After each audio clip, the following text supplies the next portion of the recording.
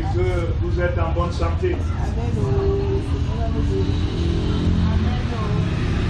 Vous savez que nous sommes dans notre saison où nous sommes appelés à avancer dans la conquête des âmes. Et ce soir, je voudrais qu'on échange sur quelque chose de très simple.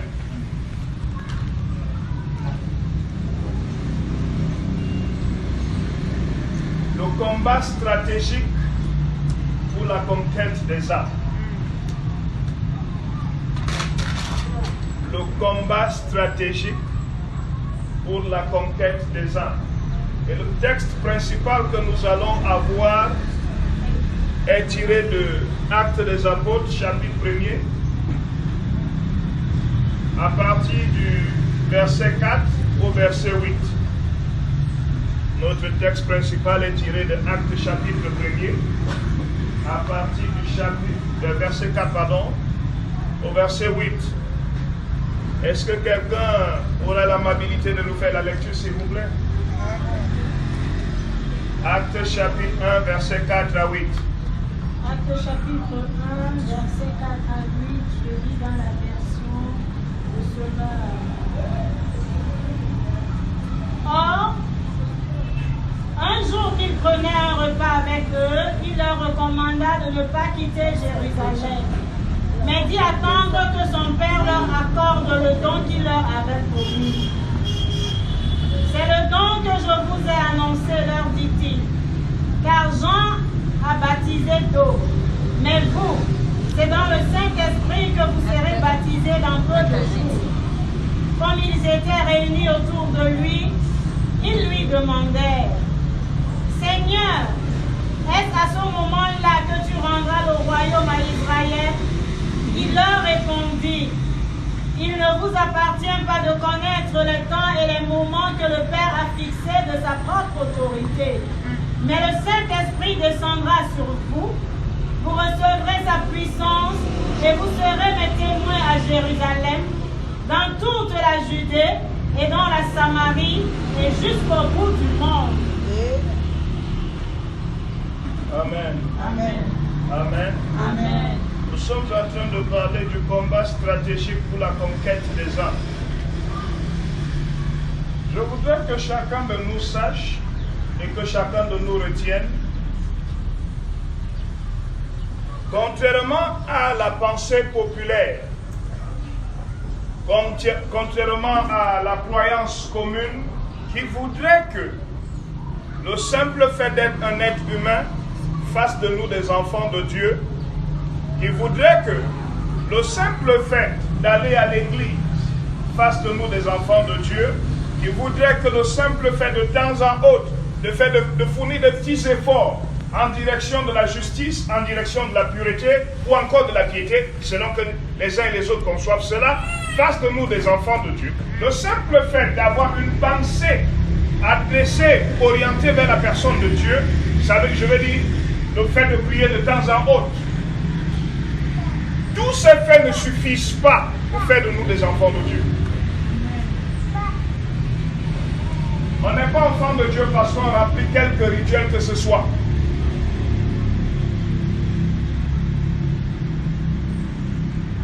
Enfant de Dieu fait partie d'une stratégie divine. Amen.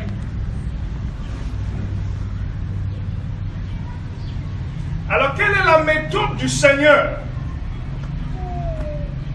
dans ce combat stratégique? Comment est-ce que le Seigneur procède? Quelle est sa stratégie à lui? Qu'est-ce qu'il vise? Pourquoi est-ce que nous sommes là?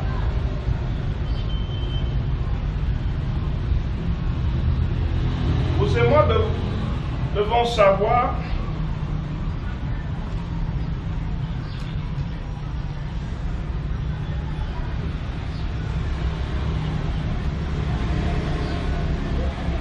quand on parle de stratégie, on parle de quelque chose de marqué. Quand on parle de stratégie, on parle de quelque chose de nécessaire. Quand on parle de stratégie, on parle d'une chose qui a une très grande importance. Quand on parle de stratégie, on parle de ce qu'il faut Quand on parle de stratégie, on parle d'un concept.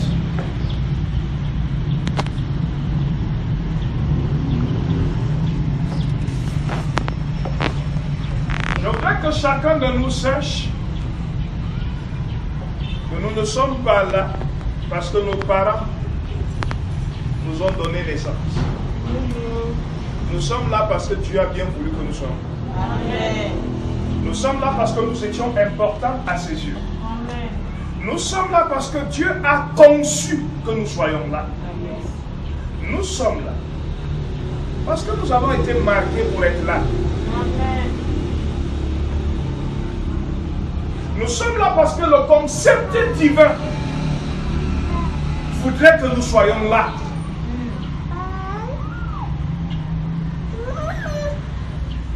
Ça ne dépend ni de celui qui veut, encore moins de celui qui peut, mais de l'Éternel qui fait grâce. Amen.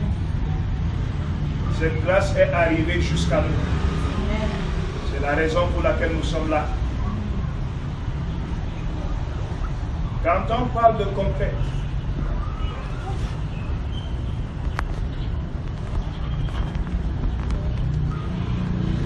l'une des premières choses que nous devons voir est que pour en faire partie, il faut être très formé. Un conquérant est une personne qui a reçu la formation nécessaire. Un conquérant est une personne qui a reçu la formation utile. Un conquérant est une personne qui a reçu la formation qui fait de lui ou elle une pièce maîtresse.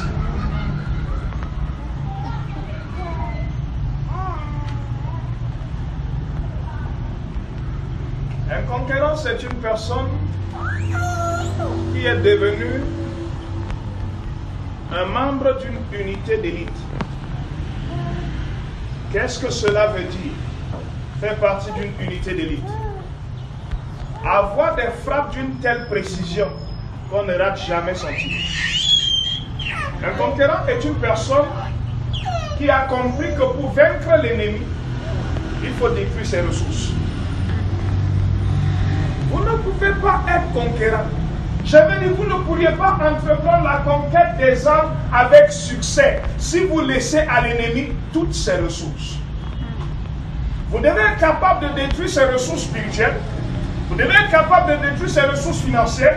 Vous devez être capable de détruire ses ressources économiques. Vous devez être capable de détruire ses ressources politiques. Vous devez être capable de détruire ses ressources administratives. Je veux dire, vous devez être capable de détruire de façon précise la somme totale de toutes ses ressources. Parce que tant qu'il garde quelque chose, il peut faire quelque chose. Parce que tant qu'il garde quelque chose, il peut arrêter quelque chose. Parce que tant qu'il garde quelque chose, il peut empêcher quelque chose. Et notre objectif, c'est d'arriver à ce point où il ne lui reste plus de captifs. Notre objectif, c'est d'arriver à ce point où il ne lui reste plus de victimes. Notre objectif, c'est d'arriver à ce point où tout ce qu'il avait ravi, il les a perdus. C'est pour ça que c'est un combat. C'est pour ça que c'est une lutte. C'est pour cela que ce combat, cette lutte, cette conquête est stratégique. Si vous l'avez compris, alors on peut évoluer. En quoi consiste la stratégie de Dieu?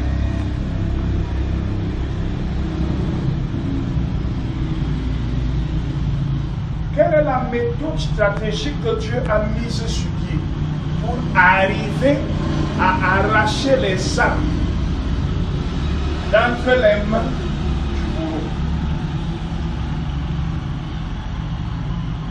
Allons-y ensemble visiter le verset 4.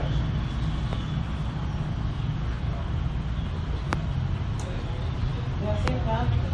Nous sommes dans Actes au chapitre 1. Or, un jour qu'ils prenaient un repas avec eux, il leur recommanda de ne pas quitter Jérusalem. C'est bon jusque-là, recommanda. C'est ce que je cherche. Comment est-ce que la méthode de Dieu fonctionne? Premier point, Dieu vous appelle. Première chose, Dieu vous appelle.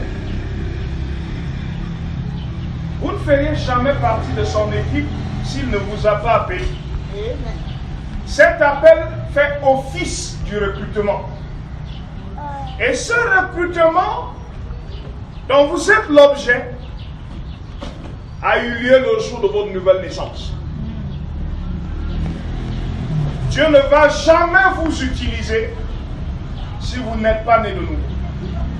Dieu ne va jamais vous utiliser si vous n'êtes pas devenu membre de son équipe. Dieu ne va jamais vous utiliser. Oui, c'est ça l'appel. Il s'assure que l'évangile arrive jusqu'à vous pour avoir votre décision à faire partie de son camp. C'est la première chose sur la liste de la méthode divine. C'est la première chose sur la liste de la stratégie divine. C'est la toute première chose que Dieu utilise. Vous appelez. La deuxième chose, Dieu vous donne une parole. Si Dieu ne vous a pas appelé, si vous ne faites pas encore partie de son équipe, Dieu ne pourra pas vous donner une parole. La Bible dit qu'ils étaient à table. Hello? Ils étaient où? Pourquoi? Parce qu'ils sont devenus intimes. Ils ont une relation avec lui. Et c'est pendant qu'ils étaient à table, déjà désormais de son bord, la Bible dit qu'il leur recommanda. Recommanda veut dire quoi? Il leur donna une parole. Il leur donna un mandat. Quand Dieu vous sauve, la prochaine chose que Dieu fera, si ce n'est pas encore le cas, dans votre vie, c'est que Dieu vous donne une parole. C'est la deuxième chose dans sa stratégie. Pourquoi est-ce que Dieu a besoin de vous donner une parole après vous avoir sauvé? Parce que les vents arrivent, parce que les marées arrivent, parce que les difficultés arrivent, parce que les tempêtes vont se soulever. Et c'est la parole que vous avez reçue de lui qui va vous stabiliser. C'est elle qui vous permettra de garder la foi. C'est elle qui fera en sorte que vous ayez le courage et la bravoure. C'est la parole qu'il vous aura donnée qui va vous fixer, qui vous permettra de rester et objectif. Beaucoup d'entre nous arrivons à dérailler pour une raison simple. Nous n'avons pas une parole de fixation.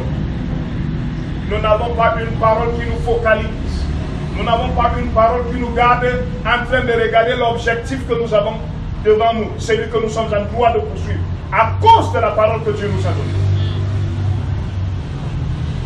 Quand vous n'avez pas cette parole, n'importe quelle petite chose dans votre vie peut devenir une grave crise. Quand vous n'avez pas cette parole, même les choses que vous êtes en droit de minimiser s'amplifient. Quand vous n'avez pas cette parole, tout peut vous emporter. Quand vous n'avez pas cette parole, c'est facile d'abandonner la foi. Quand vous n'avez pas cette parole, c'est facile de faire naufrage. Dieu, après nous avoir appelés, après vous avoir appelé, va s'assurer de vous donner une parole. Et cette parole va constituer la charge divine dans votre vie. Ça va être votre mandat. Si vous ne l'avez pas encore reçu, comme Jacob, ne le laissez pas aller. Vous connaissez l'histoire de Jacob. Il a abandonné son père, sa mère et son frère aîné. Il est allé dans un pays très lointain où il a vécu pendant beaucoup d'années, pendant plusieurs décennies. Et un jour, Dieu lui dit retourne. Il se remet en route et l'information arrive jusqu'à lui que son frère, à cause de qui il était obligé d'abandonner la famille, est en train d'arriver à sa rencontre. Jacob a divisé sa famille en 4 camps. Il les a envoyés devant lui. Quand tout le monde est parti, il est allé prier. Il a arrêté le Seigneur. Il dit, ici là, c'est toi qui as le pouvoir de régler cette histoire. Soit tu la règles, soit on s'arrête ici ensemble. Et la Bible dit qu'il a lutté avec l'ange jusqu'au petit matin. Et l'ange lui dit, laisse-moi aller. Il dit, alors c'est pas possible. À moins que tu ne me bénisses. C'est quoi la bénédiction? Une parole de la bouche de l'Éternel pour ma vie.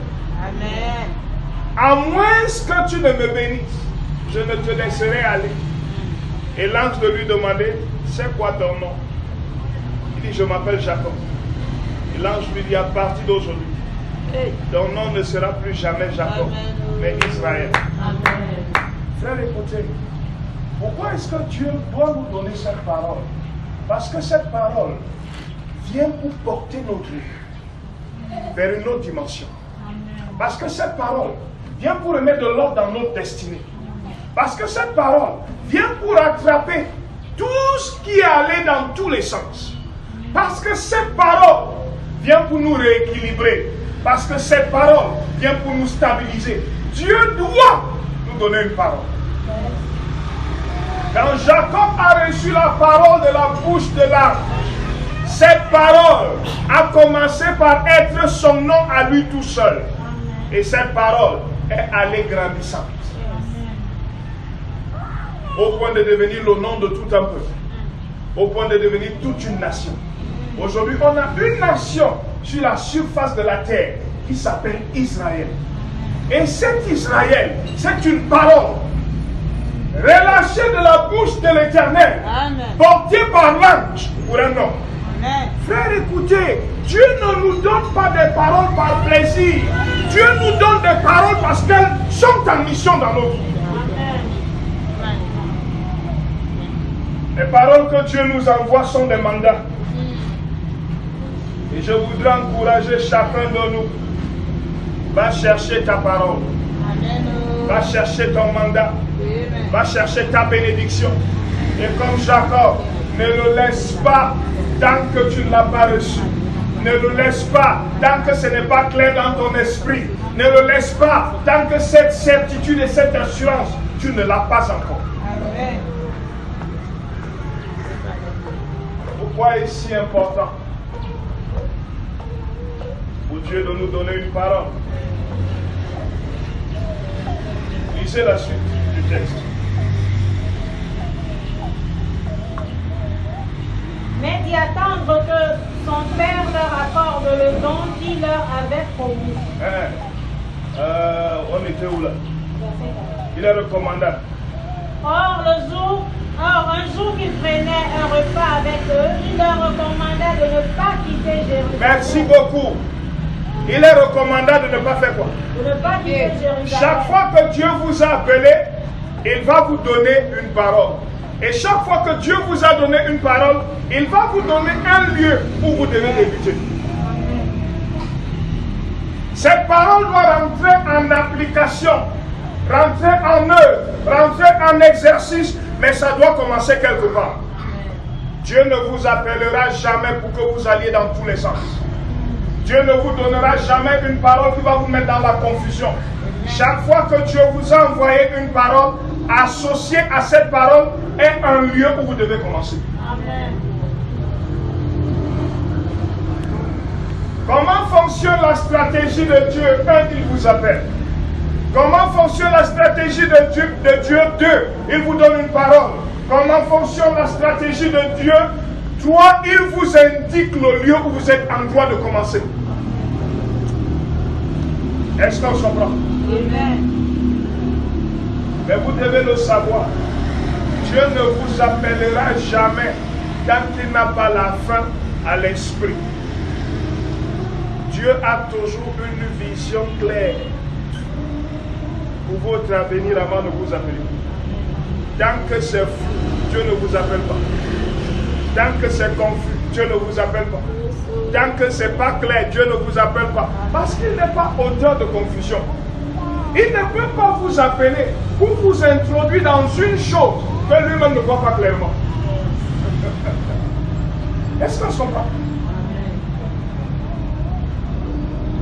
Est-ce qu'on peut prendre la suite?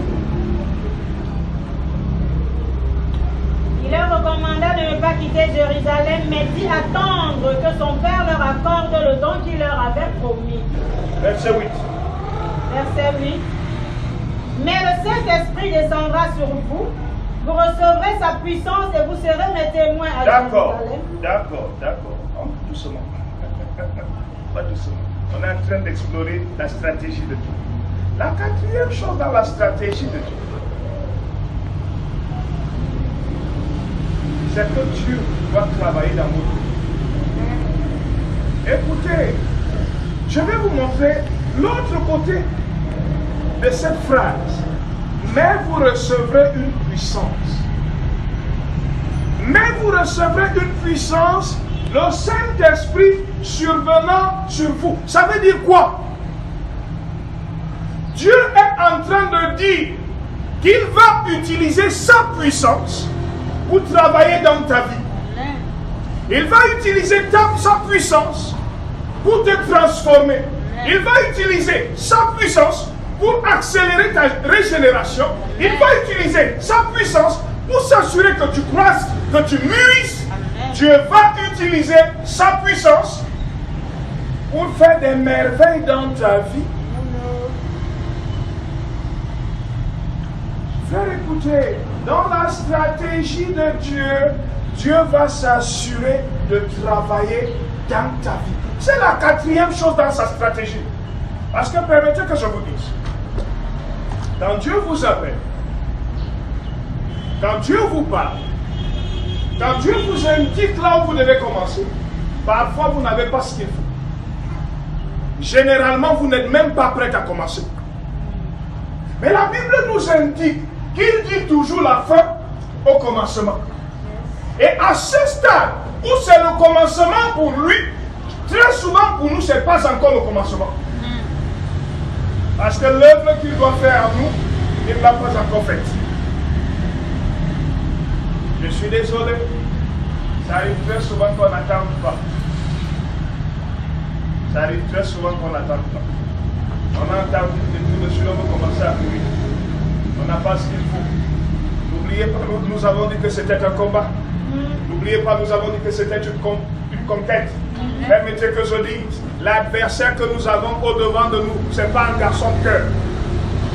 Ce n'est pas un blagueur. Il ne frappe pas pour caresser. Il frappe pour tuer. Il frappe pour dérober. Il frappe pour égorger. Il frappe pour détruire.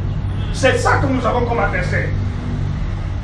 Et tant que Dieu ne vous a pas revêtu de puissance, non, je veux dire, tant que le Saint-Esprit de Dieu que vous avez reçu n'a pas fait l'œuvre que Dieu veut voir faite dans votre vie, pour que vous soyez totalement préparés à mener cette mission, Dieu ne vous enverra jamais. Amen. La plupart d'entre nous avons lu, vous recevrez une puissance et on s'est contenté de parler en langue. Ce n'est pas de ça que je parle. Vous recevrez une puissance. Ce n'est pas de parler en langue. De parler en langue en fait partie. Mais ce n'est pas tout. Et sur la seule base du parler en langue, la plupart d'entre nous avions cru que nous sommes préparés, nous sommes prêts à l'œuvre. Mais non, ce n'est pas vrai. Tant qu'il n'a pas fini de travailler avec vous, et ça se fera par étapes. Ça se fera par phase. Ça se fera par niveau. C'est de ça qu'il est question. Alors, la quatrième chose que Dieu tâche de faire, c'est qu'il travaille en vous. Après avoir travaillé en vous, il va travailler sur vous, avec vous.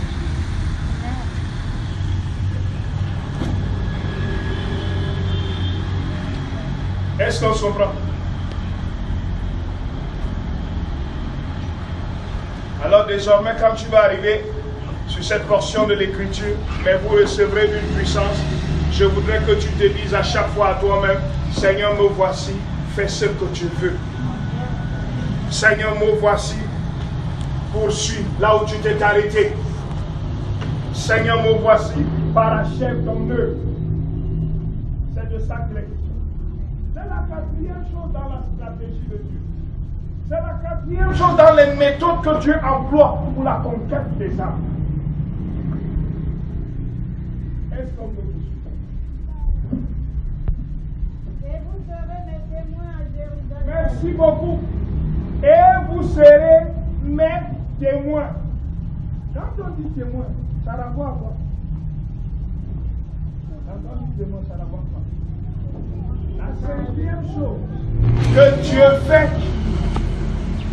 Après vous avoir appelé, vous avoir donné une parole, un lieu où vous devez commencer, et que vous ayez accepté de laisser qu'il travaille dans votre vie, pour vous amener là où il veut, pour faire de vous ce qu'il veut, cet outil, cet instrument, cet être humain, au travers de qui il est capable d'atteindre ses objectifs fixés.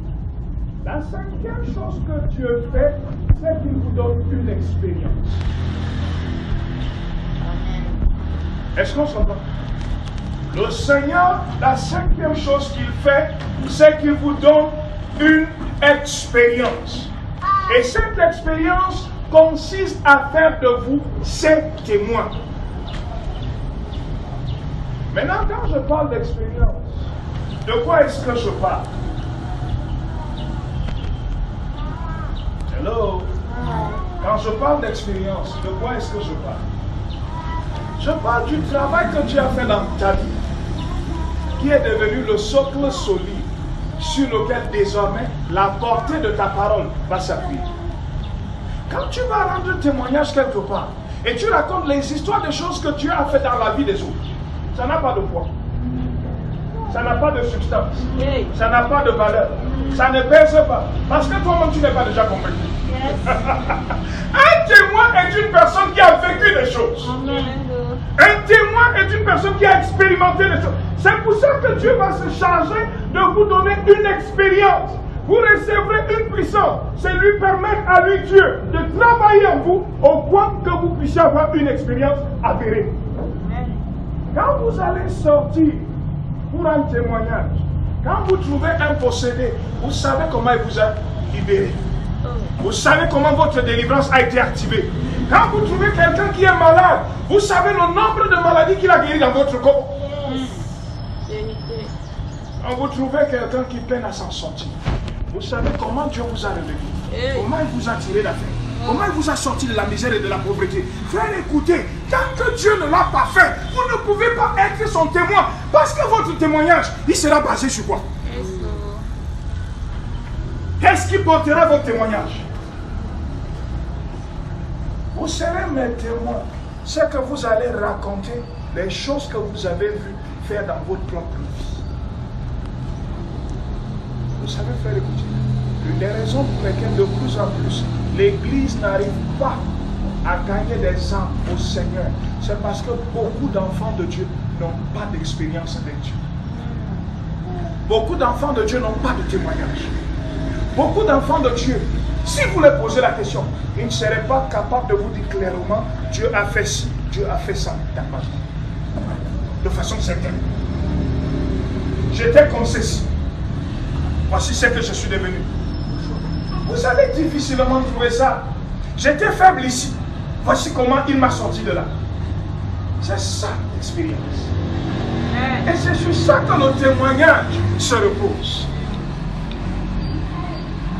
L'église d'hier, les frères confessaient publiquement les péchés. L'église d'aujourd'hui, il n'y a même plus de confession de péché. Vous voulez que l'église ait le témoignage? Comment? Vous voulez que l'église ait l'expérience? Comment? Tout le monde est fort, même dans ses faiblesses. Mais écoutez, l'église d'aujourd'hui voudrait que les gens fassent le faux semblant. Et on est rempli d'hommes, de femmes, de jeunes gens et d'enfants à l'église qui ne savent rien faire d'autre que de faire le faux semblant. Dans le faux semblant, Dieu ne peut pas vous donner une expérience. Ce n'est pas possible. Je voudrais qu'on puisse lire avec compréhension des hommes. Ça fait partie de la stratégie. Est-ce qu'on se comprend? Premièrement, il nous appelle. Deuxièmement, il nous donne une parole. Troisièmement, il s'assure de nous indiquer où est-ce que nous devons commencer. Quatrièmement, le revêtement de puissance, c'est lui permettre de travailler dans nos vies. Parce que cette puissance, personne n'est jamais né avec. Vous ne pouvez pas porter, manager et permettre l'épanouissement du Saint-Esprit dans votre vie si Dieu n'a pas fait un travail en vous. Le Saint-Esprit sera pratiquement toujours confiné, toujours frustré. Acceptons de laisser que Dieu travaille en nous. Quand il l'aura fait, alors nous allons avoir la cinquième chose. Une expérience. Le témoignage que nous portons de son œuvre dans notre propre vie. Parce que ce que nous allons partager avec les autres, c'est ce qu'il a fait dans nos propres vies. Et quand je parle de ça, écoutez, je ne parle pas des histoires du passé. Je ne parle pas des histoires qui restent dans les années des oubliettes. Je parle d'un travail constant. C'est pour ça que je l'ai dit, il le fait par phase, par étapes et par niveau. Au fur et à mesure que nous marchons, le Seigneur se donne le plaisir exclusif de travailler dans nos vies, afin que nous ayons une vie améliorée. Alors, je vais vous dire la situation. Dans la stratégie divine, en ce qui concerne la conquête, est-ce qu'on peut terminer la lecture? Vous serez mes témoins à Jérusalem, dans toute la Judée et la Samarie, jusqu'au bout du monde. Vous serez mes témoins à Jérusalem. Il a commencé en disant, ne quittez pas Jérusalem. Est-ce qu'on se comprend? Il a commencé en disant quoi? Ne quittez pas Jérusalem. Quand Dieu t'a donné la grâce de connaître l'orientation qu'il a pour ta vie, il ne t'a pas chassé de l'église où tu es. Écoutez, il ne t'a pas chassé. Ne quittez pas Jérusalem. Vous serez mes témoins à Jérusalem. Il faut que l'instant où tu as grandi, sois capable de voir et de confirmer qu'il y a une grâce que tu portes.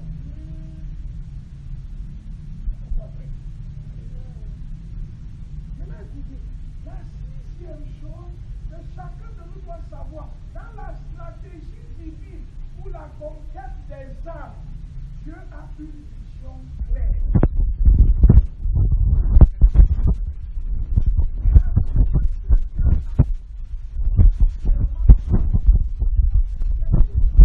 Il peut nous amener jusqu'aux extrémités de la vie. C'est pour ça que je parle du point de départ. Parce que c'est pas là que ta vie est supposée finir. C'est pour ça que je parle du point de départ. Parce que c'est pas là où ton ministère est supposé finir. C'est pour ça que je parle du point de départ. C'est pas là où ton ministère est supposé finir. Maintenant, si vous regardez l'histoire des ministères, vous allez vous rendre compte que beaucoup sont contents d'être appelés, mais la plus grande partie,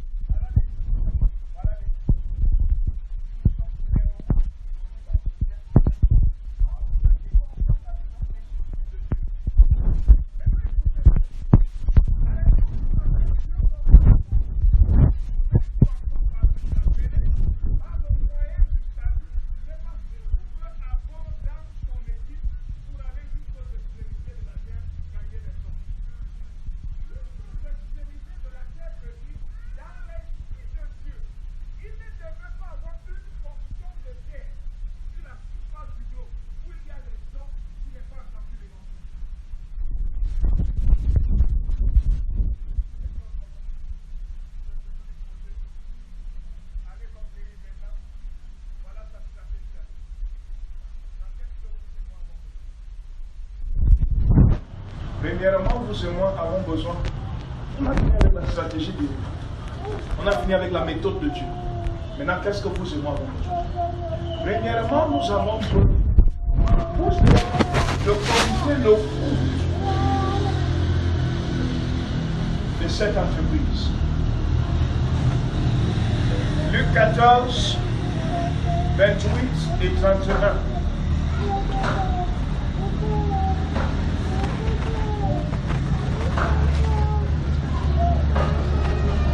Luc 14, 28 à 31.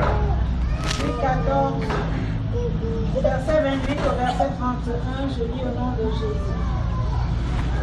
En effet, si l'un de vous veut bâtir une tour, est-ce qu'il ne prend pas d'abord le temps de s'asseoir pour calculer ce qu'elle lui coûtera? Frère, écoutez, gagner les âmes coûte beaucoup. Nous devons nous asseoir et calculer ce que ça va nous coûter. Permettez que je dise, dans le processus de gagner les âmes, ça va nous coûter beaucoup d'efforts. Dans le processus de gagner les âmes, ça va nous coûter beaucoup de travail. Dans le processus de gagner les âmes, ça va nous coûter beaucoup de sacrifices. Dans le processus de gagner les âmes, il pourrait nous arriver de ne pas être présent pour les nôtres comme nous l'avions été jusqu'ici. Dans le processus de gagner les âmes, frères et sœurs, ça ne va pas être du gâteau. Je veux dire, ça ne sera pas toujours sucré. Il y aura un peu du ndolé de temps en temps. Non pas le ndolé préparé. Le ndolé qui est assez brut. Le ndolé naturel. Aussi salé. Non, je veux dire aussi amer. Dans le processus, frère, écoutez, quand vous allez commencer à avoir des nuits d'insomnie, parce que vous devez prier pour les gens. Oui, c'est de ça que je parle.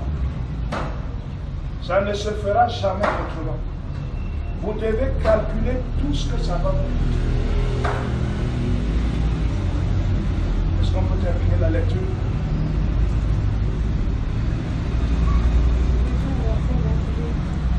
Est-ce qu'il ne prend pas d'abord le temps de s'asseoir pour calculer ce qu'elle fera et de vérifier s'il a les moyens de mener son entreprise à bonne fin? De mener s'il a les moyens, de vérifier pardon, s'il a les moyens de mener son entreprise à bonne fin. Combien de fois serez-nous d'accord de sacrifier beaucoup de temps pour interpeller le ciel, pour sauver quelqu'un?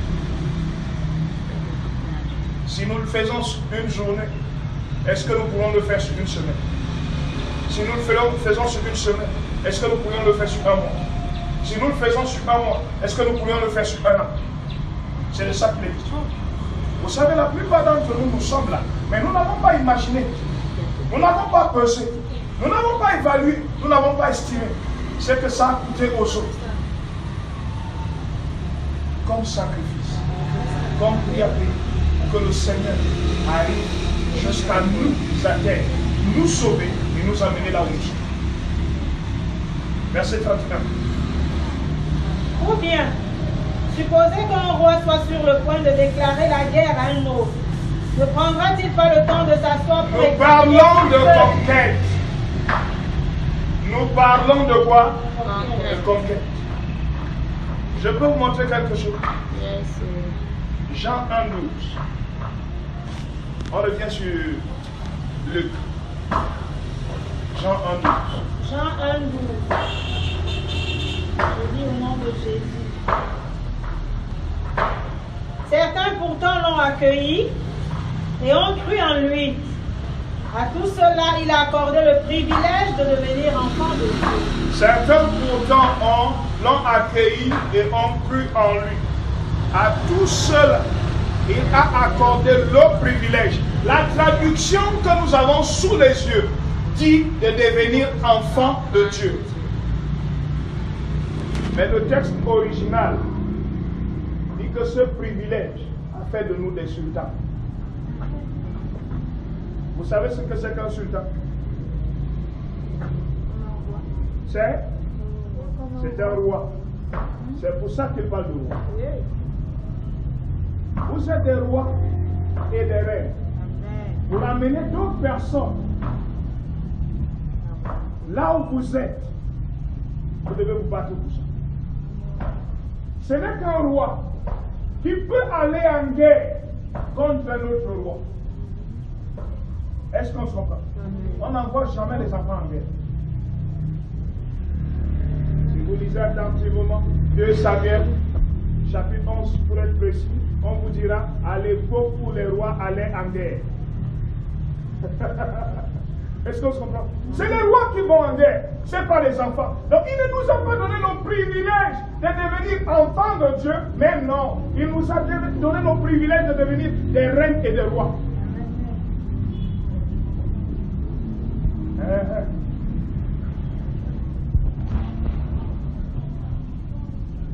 Ou bien supposons qu'un roi soit sur le point de déclarer la guerre à un autre, ne prendra-t-il pas le temps de s'asseoir pour examiner s'il peut, avec 10 000 hommes, affronter celui qui est sur le point de marcher contre lui, avec 20 000? D'accord. Si vous lisez la suite de l'histoire, on vous dira, s'il n'est pas capable, il va rencontrer le gars qui a peur. Il s'assède, il s'entend sur les termes de paix. Et permettez que je dise, le diable et nous, on ne va jamais s'entendre. Est-ce qu'on se comprend? Non, le diable et nous, on ne va jamais s'asseoir. Lui ne veut pas lâcher ses prisonniers. Nous voulons lui ramener ses prisonniers. On ne pourra jamais s'entendre. Lui ne veut pas relâcher ses captifs. Nous voulons ces captifs-là. On ne pourra jamais s'entendre. Est-ce qu'on se comprend? Maintenant, permettez que j'ajoute, même avec lui, il n'est pas capable de nous battre. Amen. Non, ce n'est pas possible. Il ne peut pas nous battre. Si vous n'êtes pas capable de vous asseoir pour évaluer ce que ça coûte et être sûr qu'avec ce que vous avez, vous pouvez entreprendre l'initiative, ça ne sert à rien. Chacun de nous doit opter pour une vie sacrificielle. Dans la gestion des détails de notre quotidien, on doit opter pour une vie sacrificielle. C'est ça le vrai but. Ne pas s'imposer des limites et des restrictions quant au sacrifice que nous devons avoir, ou alors quant à celui que nous devons imposer à notre propre personne pour s'assurer qu'une âme, une seule, soit sauvée.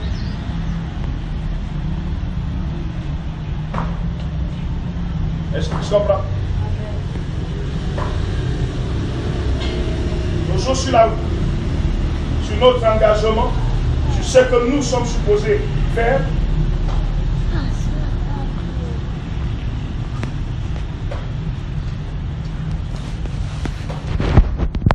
Après avoir calculé le coût, la deuxième chose, c'est nous assurer d'avoir.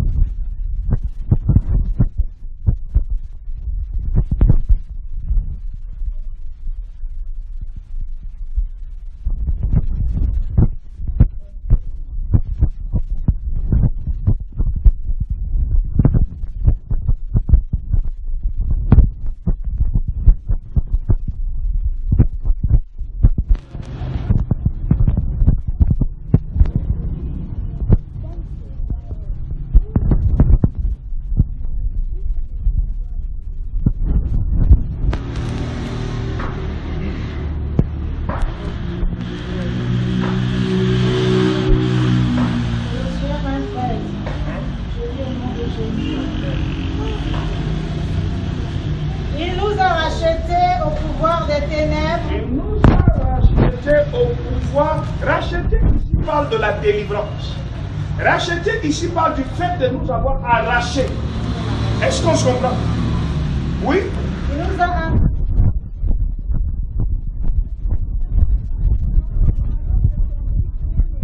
Quand Dieu t'arrache du pouvoir des ténèbres, il ne te laisse jamais dans le doute. Il ne te laisse jamais dans la zone tampon. Il ne te laisse jamais là où l'ennemi a des facilités pour te récupérer.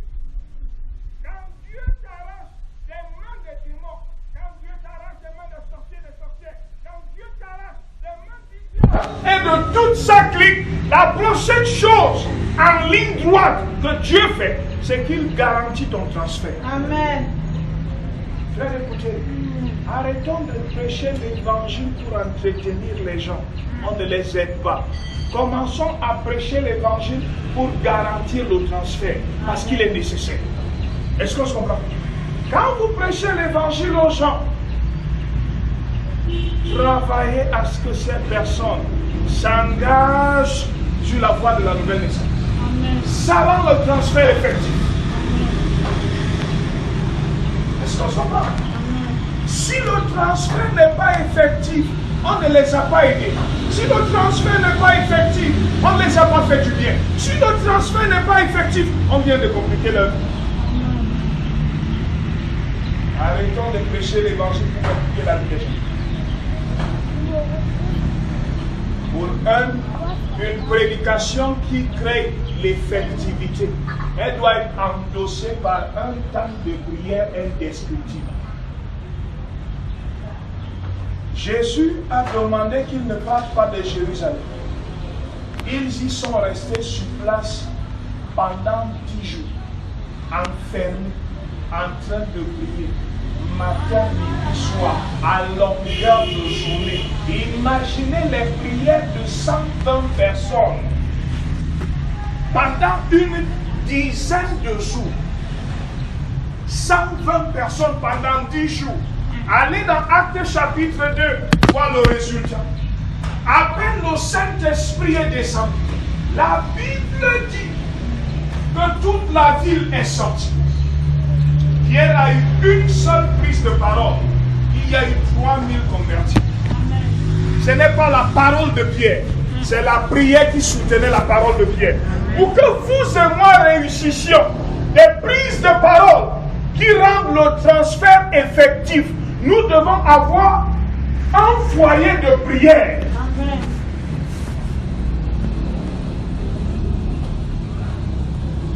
Si vous n'avez pas assez prié, vous ne prêchez pas l'évangile à quelqu'un. Pourquoi est-ce qu'il faut beaucoup prier? Parce que ça permet au Saint-Esprit d'actionner les convictions dans le cœur. Est-ce qu'on se comprend? Tant que les cœurs ne sont pas convaincus, on ne peut pas avoir de conversion. Tant que les cœurs ne sont pas convaincus, on ne peut pas avoir un engagement vis-à-vis de Dieu. Tant que les cœurs ne sont pas convaincus, les hommes ne peuvent pas s'en donner facilement. C'est pour ça qu'il faut prier.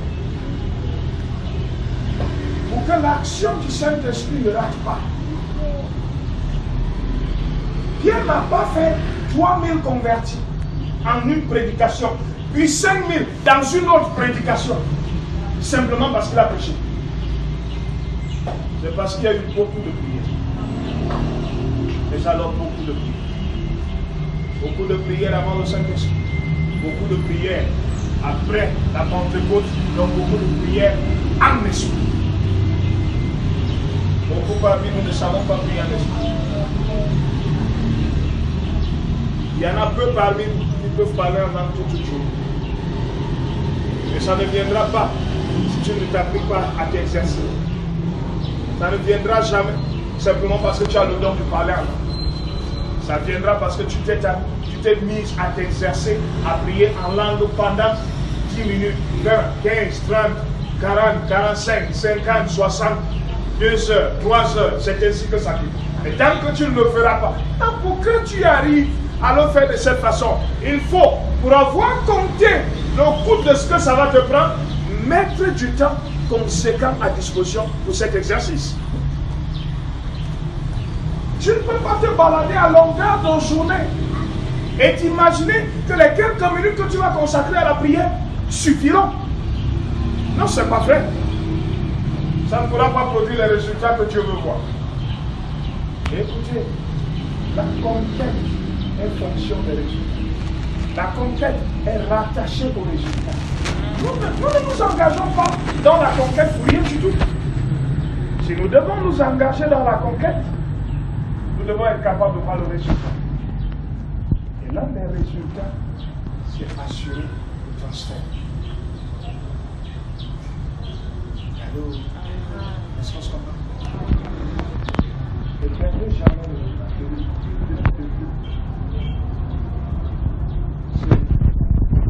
Ne perdez jamais de vue cette nécessité. C'est une nécessité et elle est absolue.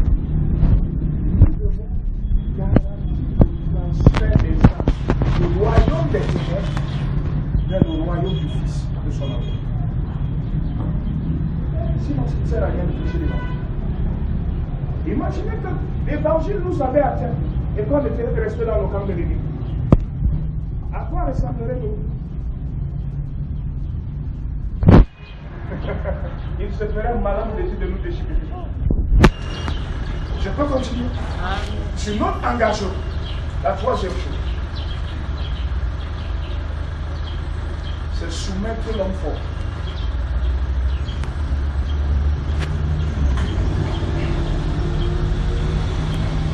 Marc chapitre 3 verset 27, Luc 11 21.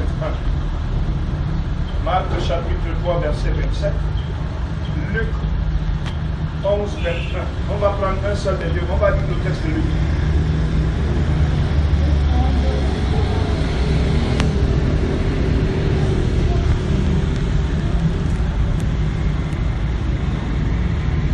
Luc 11, 21, je lis au nom de Jésus.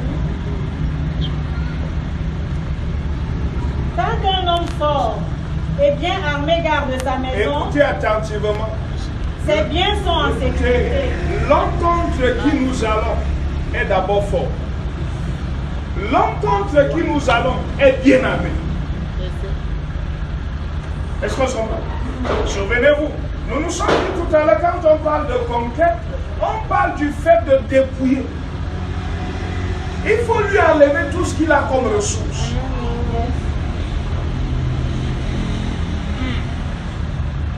Est-ce qu'on se comprend? C'est un homme fort. Il est bien armé. Ça veut dire quoi? Ça veut dire que le diable est conscient de qui tu es, de ce que tu fais, de ce dont tu es capable contre lui. Permettez que j'ajoute autre chose. Le diable se prépare à t'appeler. Parce qu'il sait que tu es là. Est-ce que tu comprends? Non, il est préparé pour toi. Mais est-ce que toi tu es préparé? Est-ce que toi tu es préparé? Il t'attend de pied ferme. Quand tu dis que tu veux te lever contre lui, tu le fais de quelle façon? Frère, nous avons l'obligation de soumettre notre foi. C'est une obligation. Amen. La suite. Verset 22. Mais si un autre plus fort que lui, nous devons être plus forts que lui. Frère, écoutez, si tu es au même niveau de force que le diable s'est peine perdu, tu ne pourras pas y arriver. Et si un autre plus fort que lui l'attaque et parvient à le maîtriser, et lui enlève toutes les armes sur lesquelles le premier comptait, lui prend tous ses biens et les distribue. Amen. En tant que plus fort que lui, la Bible dit que nous devons le maîtriser, ça veut dire le soumettre. Quand nous l'avons soumis, lisez la suite du texte. La Bible dit qu'on ne doit plus prendre les armes, toutes les armes. Ça rejoint ce que nous nous sommes dit un peu plus haut. Ce n'est qu'après ça que nous serons capables de lui arracher les armes. Les aimes, les non-croyants, les inconvertis, qui le gardent si précieusement. Si vous et moi ne réussissons pas à soumettre le diable, c'est quand il perd la conquête. Dans notre stratégie, l'un des points, c'est travailler à s'assurer que le diable est soumis. C'est de travailler à s'assurer que nous l'avons maîtrisé. Et nous ne pouvons pas le maîtriser si nous ne l'avons pas dépouillé. Est-ce qu'on se comprend? Nous devons y arriver. Sinon, nous n'allons pas gagner ce pays. Nous devons y arriver. Sinon, nous ne serons pas capables d'aller jusqu'aux extrémités de la terre. Maintenant, s'il y a une chose sur laquelle je devrais, moi, vous encourager à travailler, c'est travailler pour que le Seigneur augmente votre capacité, votre puissance. Vous devez être plus puissant que nous.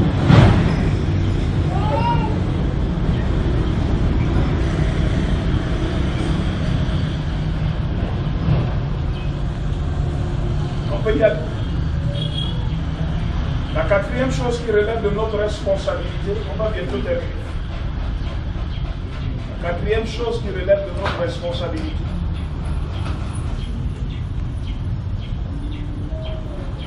est que nous devons compter sur Dieu en Christ.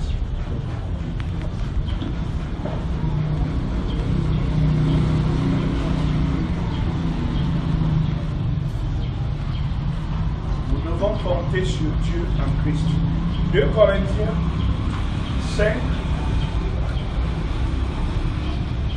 17 à 20. On va lire le verset 20. 2 Corinthiens 5, 17 à 20. On va lire le verset 20. 2 Corinthiens 5, 17 à 20, je lis le verset 20 au nom de Jésus. Nous faisons donc fonction d'ambassadeurs au nom du Christ, comme si Dieu adressait par nous une invitation aux hommes. C'est au nom du Christ que nous avons.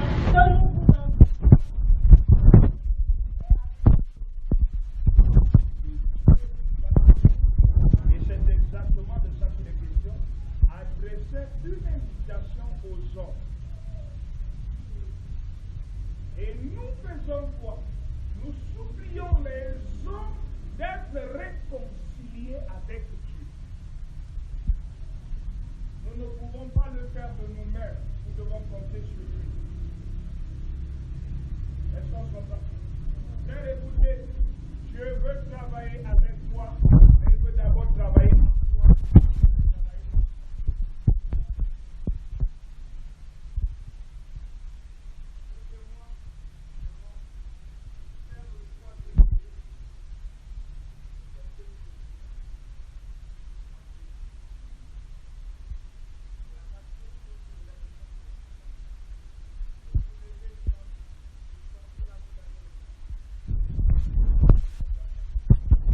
En comptant sur votre ancienneté à l'église, en comptant sur vos responsabilités ou alors vos fonctions à l'église. Ne sortez jamais pour ces raisons. Quand vous devez vous lever pour aller là, pour gagner des âmes, vous devez sortir parce que vous savez que vous êtes les agents réconciliateurs qui sortent avec une lettre de l'Éternel aux hommes qu'il veut réconcilier avec lui. C'est pour ça que vous devez compter sur lui. La cinquième et dernière chose,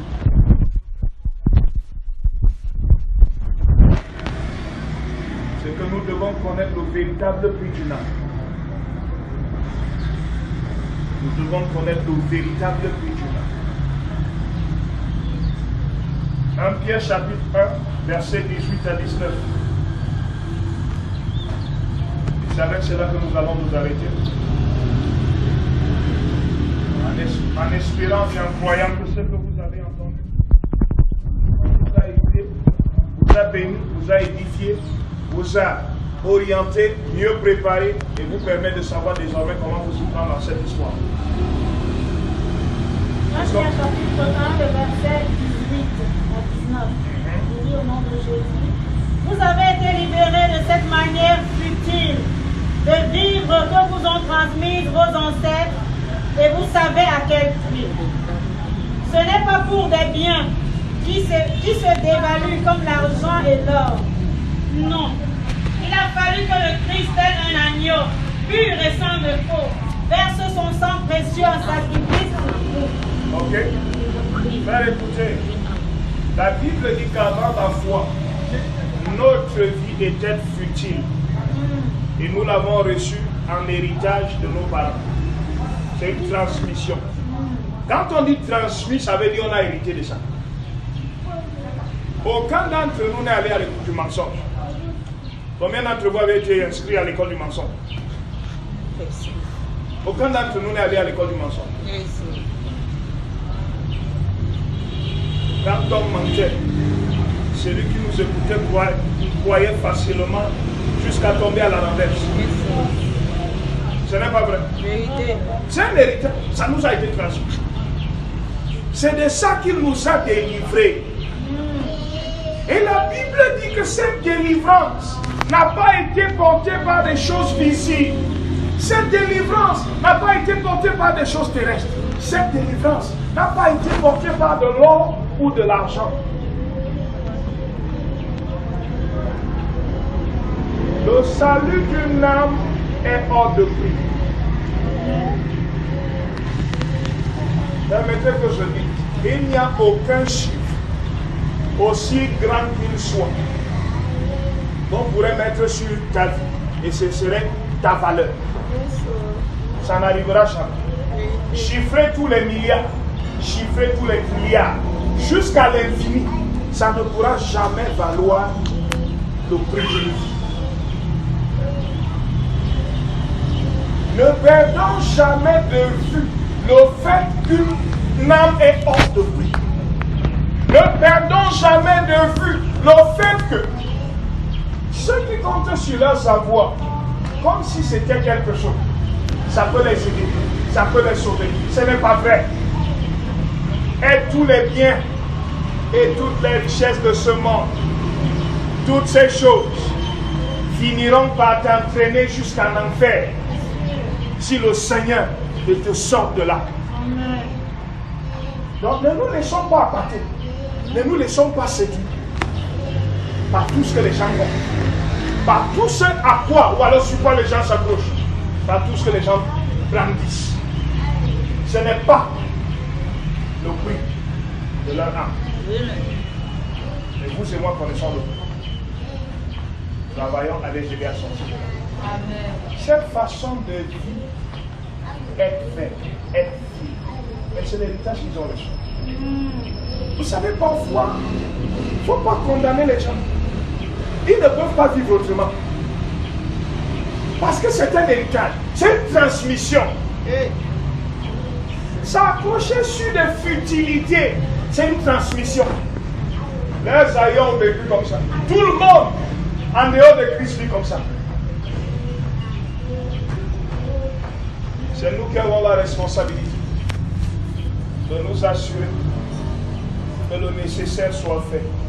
Parce que nous savons qu'aucune chose visible ou encore invisible, comme ressource dans cet univers, ne pourra jamais sauver qui que ce soit de ses péchés. Ne pourra jamais garantir à qui que ce soit l'accès au paradis. Jamais ça n'arrivera.